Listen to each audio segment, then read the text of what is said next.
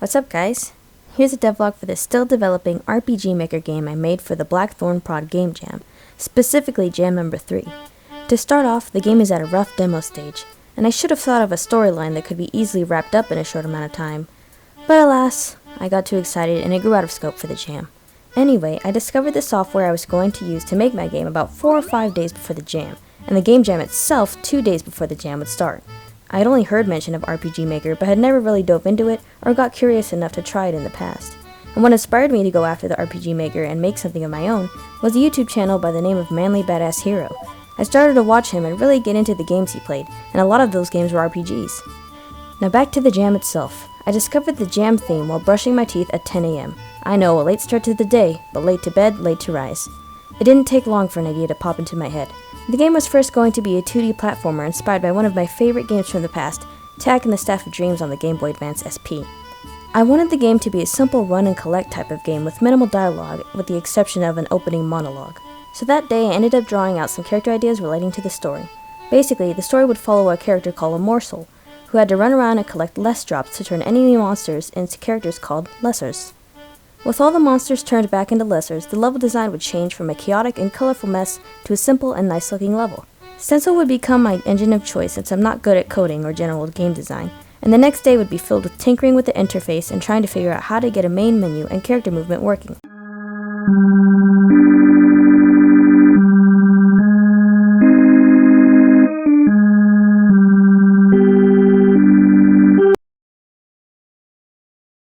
All was fine. Not well, but fine.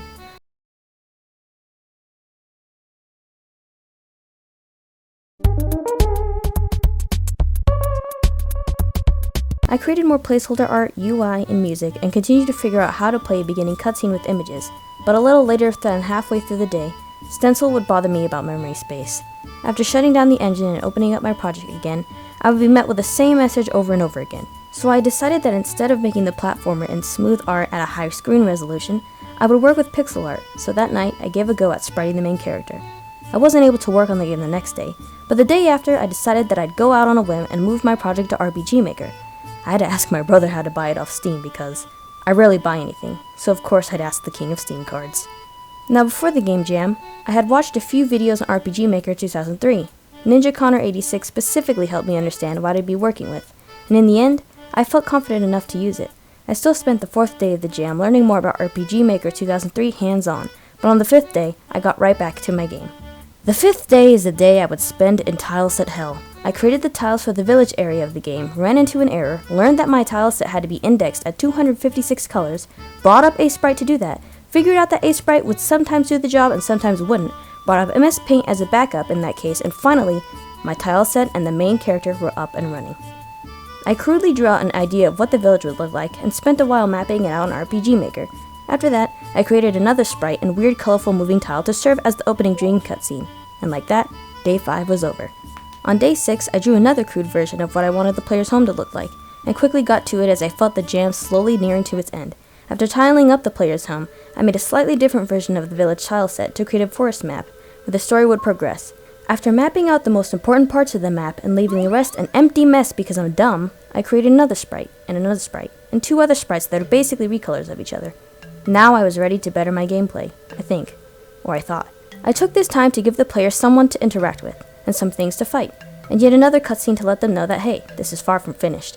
After creating the enemies, I realized that I had actually needed to create battle assets, so I rushed to do those, and yet again, the end of the night crept upon me, and I ended up dreaming about tileset hell. On the final day, I only had about 5 hours left until the jam would end. I spent those hours creating a few quick music themes with a fire lit under my ass, and felt the heat of 1,000 suns as I took around half an hour to figure out how to export the game and put it on itch.io. As it turns out, RPG Maker 2003 games need runtime package installed in order to be played. I was pretty bummed about that, but hey, more props to the people who would end up playing and rating the game in the future. And finally, 1 hour left until the jam ended, I had my game up. Though on my jam page, it says I submitted my game 3 hours prior to it closing, so who knows what that's about. Maybe it has something to do with time zones. In the end, my game is out, I feel nervous and proud, it gets rated. I get more nervous and less proud, but hey, that's the part of the learning process, and this is my first playable game submitted to my first game jam. I guess I should pat myself on the back for that at least. And now, 3 days into the rating week of this jam, I'm recording this devlog to share my endeavors. Go play the game if you'd like, or don't if it's not your thing. But I do want to mention that I'll continue to work on the game, as I'm really liking the idea I came up with. After the game jam ends completely, I'll be sharing some written devlogs on my game's itch.io page as I work through it. The music, map design, and player direction definitely needs to be reworked, so you can expect that in the near future. Anyway, this has been my experience with the creation of my game, The Legend of the Lessir Moresoul. If you enjoyed this video, go bake some bread. If you didn't, eat some mini M&Ms. Bye bye.